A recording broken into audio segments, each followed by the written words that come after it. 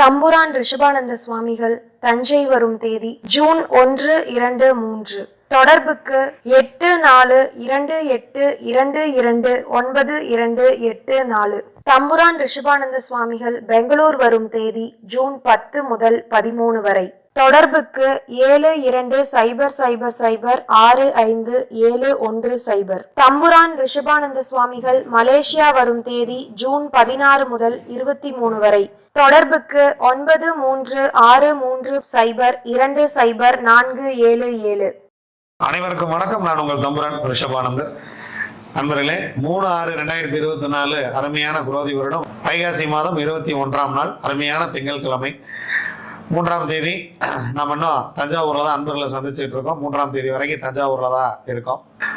தஞ்சாவூர்ல எல்லாரும் நமக்காக நல்ல வரவேற்பு, சிறப்பான உணவு, நல்ல வீடு, நம்ம வீடு கொடுத்துருக்காங்க. நமக்காக ரூம் புக் பண்ணி கொடுத்துருக்காங்க. நம்முடைய சொந்தங்கள் நிறைய தஞ்சாவூரில் இருக்கிறது. என்னுடைய உறவுகளே நீங்கள் தான். என்னோட ஜோதிடம் பார்த்து என்னோட பயணிக்கிற நல்ல உள்ளங்களே என்னுடைய முதன்மையான உறவாக நான் கருதுகிறேன். அனைவருக்கும் நன்றி. நம்ம ஐயப்பனா இருக்கட்டும், சில்தாரா இருக்கட்டும், நம்ம கபிஸ்தலம் சுவாமிநாதன், நம்முடைய தஞ்சாவூர் தசிஸ் அவர்கள், அதே போல நமக்கு வீடு கொடுத்த அம்மையார், இவங்க எல்லாருக்குமே ரொம்ப ரொம்ப மகிழ்ச்சி, ரொம்ப சந்தோஷம். நல்ல வரவேற்பு கொடுத்துருக்கீங்க. எனக்கு ரொம்ப பெருமையாக இருக்கிறது. வாங்க, 6ஆம் தேதி நம்ம அதிசயமான அமாவாசையில் திருவனந்தபுரத்தில் சந்திக்கிறோம். நிறைய பேர் ஃபோன் பண்ணி புக் பண்ணிட்டு இருக்கீங்க. ஸோ எல்லாருக்குமே சிறப்பான ஏற்பாடுகள் செய்யப்பட்டிருக்கிறது. அங்கே மலையாளத்தில் தான் சொல்லப்படும். நான் உங்களுக்கு தனி பேட்சா தமிழ்லேயே உங்களுக்கு சொல்றதுக்கான ஏற்பாடு பண்ணியிருக்கேன். ஸோ நீங்கள் புக் பண்ணிட்டு வாங்க தயவு செய்து. ஏன்னா நேரில் போய் கடகடன்னு நீங்கள் ஏதாவது ஒன்று பண்ணி முன்ன பண்ண அங்கே செஞ்சிடுறீங்க அப்படிங்கிறதுனால தான் நம்ம இந்த புக்கிங் சிஸ்டமே வச்சிருக்கோம். அங்கே முறையாக வழிபடுவதற்கென்று 10 விஷயங்கள் இருக்கிறது. முதல்ல பகவதி கோயில் போய் சாமி கும்பிடணும். முதல் நாள் மாலை 5 மணிக்கே பகவதி கோயிலுக்கு நீங்கள் வந்துடணும். அடுத்த நாள் காலை 4:30 மணிக்கு பரசுராமர் கோயிலுக்கு வரணும். பரசுராமர் கோவிலில் நீங்கள் என்னென்னலாம் கடைபிடிக்கணுங்கிற இன்ஸ்ட்ரக்ஷனும், அதே போல் கோயிலுக்கு வந்துட்டு போய் அடுத்த 3 நாள் நீங்கள் உங்கள் வீட்டில் போய் என்ன செய்யணும் அப்படிங்கிறதும், அடுத்த அமாவாசையில் போய் என்ன செய்யணுங்கிறது எல்லாமே நம்ம அங்கே நேர்லேயே உங்களுக்கு விளக்க இருக்கிறோம். கோயிலுக்கு புக் பண்ண எல்லாருக்கும் வாட்ஸ்அப்லேயே நீங்கள் என்ன பண்ணணும் அப்படிங்கிற டீட்டெயில் எல்லாம் வந்துடும். புக் பண்ணுறதுக்கு நான் ஃபோன் பண்ண சாமி எடுக்கல அப்படின்னா கொஞ்சம் பிஸியாக இருந்தால் ஒரு சில நேரங்களில் ஃபோன் எடுக்க முடியாது. ஆனால் எல்லா ஃபோனையும் பேசிட்டு தான் இருக்கிறோம். உங்களுடைய முன்னோர்களுடைய பெயர் 6 பெயர், இறந்து போனவங்களுடைய பெயர், நீங்கள் யார் திதி கொடுக்க வர்றீங்களோ அவங்க பேரை மேலே எழுதிக்கிங்க. கீழே முன்னோர்கள் அப்படின்னு 6 பேர் எழுதுங்க. அதன் கீழே அர்ச்சனைக்கு 6 பேர் எழுதிக்கிங்க. மிருத்தஞ்சியாகத்துக்கெல்லாம் தனியாக அதுலேயே உங்களுக்கு டிக்கெட் வந்துடும். ஸோ எல்லாமே உங்களுக்கு கரெக்டாக ஃபாலோ செய்யப்படும். வாட்ஸ்அப் பண்ணிவிட்டு ஜிபே பண்ணுங்கள். நீங்கள் பேமெண்ட் பண்ணிவிட்டு ஸ்க்ரீன்ஷாட் ஒன்று அனுப்பிச்சிட்டிங்கன்னா நாங்களே உங்களுக்கு எல்லா இன்ஸ்ட்ரக்ஷனும் உங்களை ஃபாலோ பண்ணி நம்ம நண்பர்கள் எல்லாருமே இருக்காங்க. கோயிலில் ஏற்பாடு பண்ணியிருக்கோம். சிறப்பாக நீங்கள் பகவதியம்மன் கோயிலில் எப்படி சாமி கும்பிடணும், அங்கேருந்து பரசுராமர் கோயிலுக்கு எப்படி வரணுங்கிற எல்லா இன்ஸ்ட்ரக்ஷனும் சொல்லி உங்களுக்கு எல்லாமே நம்ம பண்ணிடுறோம். என்ன எடுத்துகிட்டு வரணும்னு நிறைய பேர் கேட்டுட்டு இருக்கீங்க. ஸோ நீங்கள் அங்கே எதுவும் எடுத்துகிட்டு வர வேண்டியதில்லை. ஆணாக இருந்தால் ஒரு வேட்டி, ஒரு துண்டு, பெண்ணாக இருந்தால் ஒரு துண்டு மட்டும் இடுப்பில் கட்டுறக்கு, கீழே போட்டு உட்கார்றதுக்கு ஒரு நியூஸ் பேப்பர், ஒரு வாட்டர் கேன், அதாவது தண்ணி ரீஃபில் பண்ணிக்கிறதுக்கு ஒரு வாட்டர் கேன் மட்டும் எடுத்துகிட்டு வந்தால் போதுமானது. வாங்க, நம்ம அதிசயமான அமாவாசையில் திருவனந்தபுரத்தில் சந்திப்போம். இன்னும் பல பேர் கேட்டுகிட்டே இருக்கீங்க, வளர்புறைக்கு தனி பட்சியா, தேய்புறைக்கு தனி பட்சியா அப்படின்னு. நான் திரும்ப திரும்ப சொல்கிறேன், வளர்பிறைக்கும் தேய்பிறைக்கும் ஒரே பட்சி தான். இந்த பட்சி மாறவே மாறாது.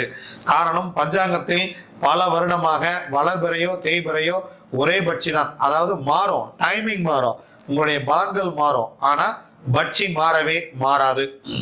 ஸோ அதனால கன்ஃபியூஸ் ஆகிக்க வேண்டாம். நீங்க தெளிவாக பஞ்சபட்சியை ஃபாலோ பண்ணுங்க. அந்தந்த நாட்டு சூரிய உதயத்துக்கு எடுத்துக்கொள்ளுங்கள். லண்டன்ல இருக்கீங்களா, லண்டன் சூரிய உதயத்திலிருந்து தான் உங்களுக்கு இந்த பட்சி வேலை செய்ய ஆரம்பிக்கிறது. நீங்க மலேசியாவில் இருந்தீங்கன்னா மலேசியாவுடைய சூரியத்திலிருந்து தான் இந்த பட்சி வேலை செய்ய ஆரம்பிக்கிறது. வாங்க, இன்று உலக மிதிவண்டி தினம். எல்லோருக்குமே இந்த மிதிவண்டியை பத்தி பெரிய ஒரு ஆர்வம் இருக்கும். பக்கத்துல இப்போ ரீசெண்டாக சிவகார்த்திகேயன் தயாரித்ததில் ஒரு அருமையான ஒரு படம் ஒன்று வந்திருந்தது. நான் கூட அந்த படத்தை போய் பார்த்தேன். உண்மையிலேயே 1980 கொண்டு போனாங்க. அந்த படம் ஓடாமல் போயிடுச்சு. நம்ம எல்லாம் பயங்கரமாக சவுண்டு ஊன்னு கத்திக்கிட்டு கொலை, கையை வெட்டுறது, காலை வெட்டுறதான் போய் பார்க்குறோமே தவிர நல்ல படங்களை நம் குழந்தைகளுக்கு அழைத்து சென்று காட்டுவது கூட இல்லை. குரங்கு படல்னு ஒரு படம் ஒன்று வந்துச்சு இப்போ ரீசெண்டாக, ஒரு 15-20 நாளைக்கு முன்னாடி. உண்மையிலேயே அந்த படத்தை பார்த்து நான் அசந்து போனேன். நானும் தினேஷும் போயிருந்தோம் படத்துக்கு. அது பார்த்தீங்கன்னா 1980 கொண்டு போய் நம்மளை நிறுத்தி காட்டுறாங்க. அந்த ஒரு சைக்கிளை வாடகைக்கு எடுக்கிறதுக்கு நம்ம எத்தனை சிரமப்பட்டோம்.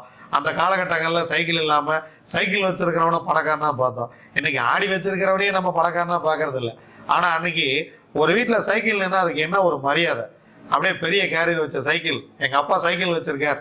உண்மையிலேயே சைக்கிள் வச்சிருக்கிறவனோட ஃப்ரெண்டாக இருக்கிறதுக்கு ஸ்கூலில் நம்ம அடிச்சுக்கிட்டோம். ஐயோ சைக்கிளில் வர்றாப்பா ஸ்கூலுக்கு அப்படின்னு. இன்னைக்கு நம்ம குழந்தைகளுக்கு என்னென்னமோ வாங்கி கொடுக்குறோம்.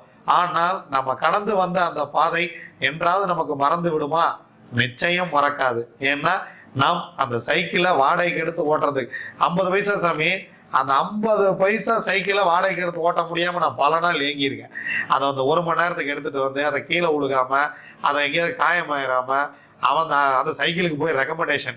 அது எங்கள் ஊரில் சைக்கிள் கடை இல்லை, அங்கேருந்து போனால் பொட்டநேரியில் தான் சைக்கிள் கடை. அங்கே போய் சைக்கிள் கடை சைக்கிள் வாடகைக்கு எடுக்கணும். அங்கே ஒரு ரெக்கமெண்டேஷன் வேணும்.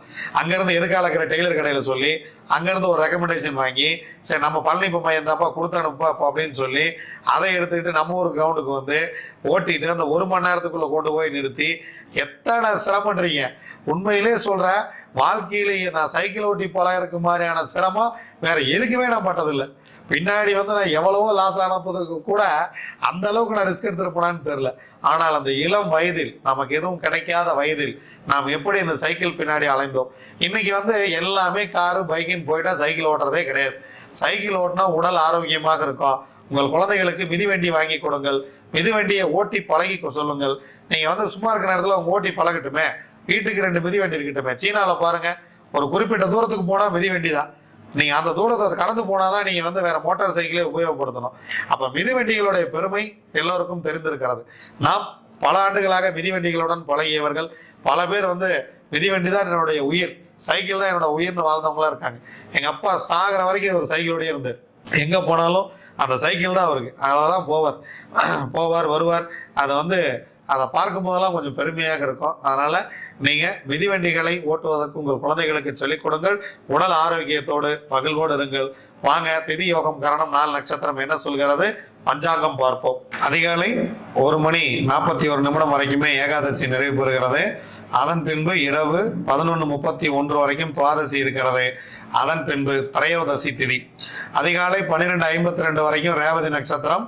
அதன் பின்பு 11:29 வரைக்கும் அஸ்வினி நட்சத்திரம். அதன் பின்பு பரணி நட்சத்திரம். காலை 8:38 வரைக்கும் சௌபாக்கியம் நாம யோகம் இருக்கிறது. சௌபாக்கியம் நாம யோகத்துக்கு யோகாதிபதி நட்சத்திரம் பூரம், யோகாதிபதி சுக்கிரன், அவயோக நட்சத்திரம் பூரட்டாதி, அவயோகி குரு. அதன் பின்பு சோபனம் நாம யோகம் இருக்கிறது. சோபனம் நாம யோகத்துக்கு யோகாதிபதி நட்சத்திரம் உத்திரம், யோகாதிபதி சூரியன், அவயோக நட்சத்திரம் உத்திரட்டாதி, அவயோகி சனி பகவான். அதிகாலை 1:41 வரைக்கும் பாலவகரணம் ராகு. அதன் பின்பு பிற்பகல் 12:36 வரைக்கும் கௌலவ கரணம் சனி பகவான். அதன் பின்பு இரவு 1:31 வரைக்கும் தைத்துளை கரணம் சுக்கிரன். அதன் பின்பு கரசை கரணம் சந்திரன். தேய்பிரையில் வரக்கூடிய வாஸ்து நாள் பல பேர் வந்து வாஸ்து பூஜையெல்லாம் போடுறதுக்கு தயாராகிட்டு இருக்கீங்க. ஸோ அதனால் நிம்மதியாக இறைவன் எதை பண்ணாலும் இறைவனை வணங்கி விட்டு செய்யுங்கள். இறைவன் வந்து உங்களுக்கு நல்லதாகவே செய்வார். ஆக 27 நட்சத்திரங்களுக்கு உண்டான பஞ்சபட்சி ராசி பலன்களை பார்ப்போம்.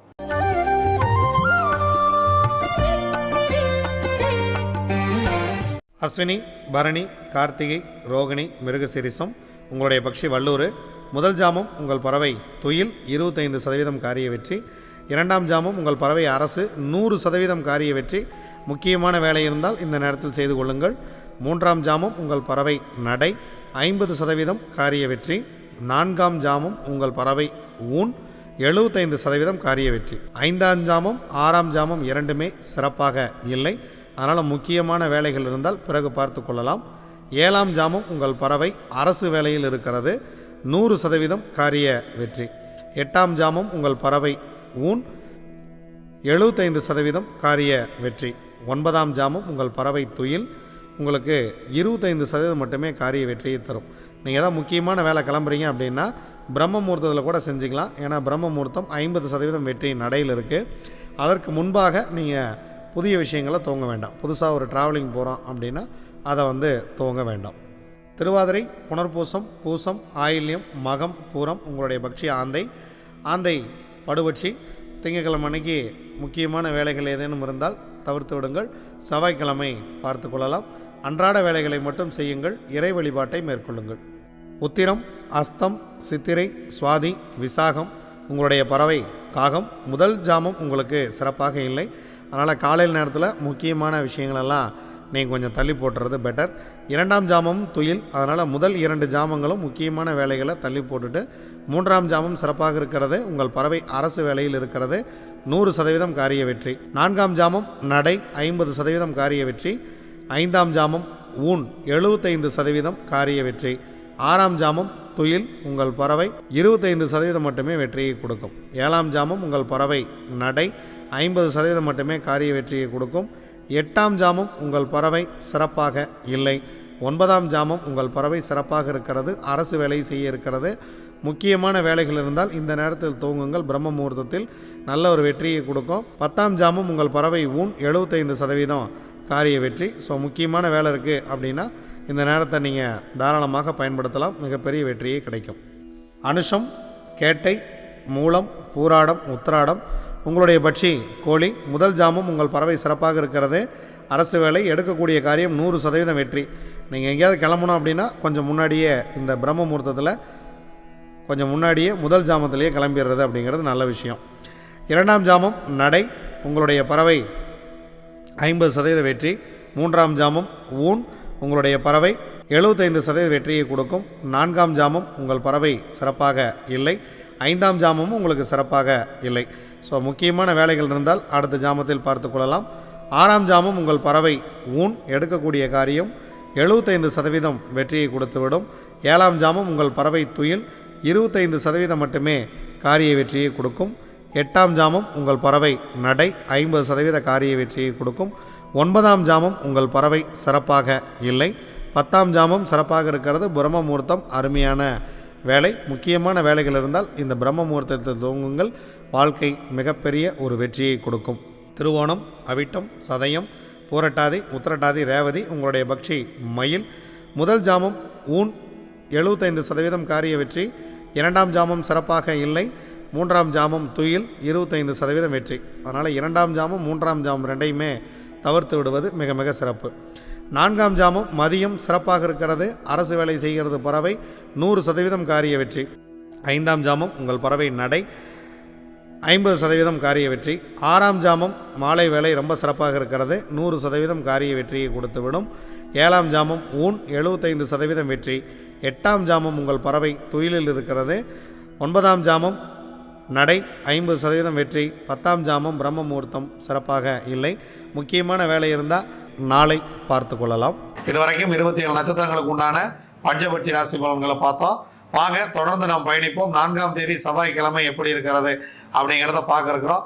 நன்றி, வணக்கம். நான் உங்கள் தம்புரான் ரிஷபானந்தர்.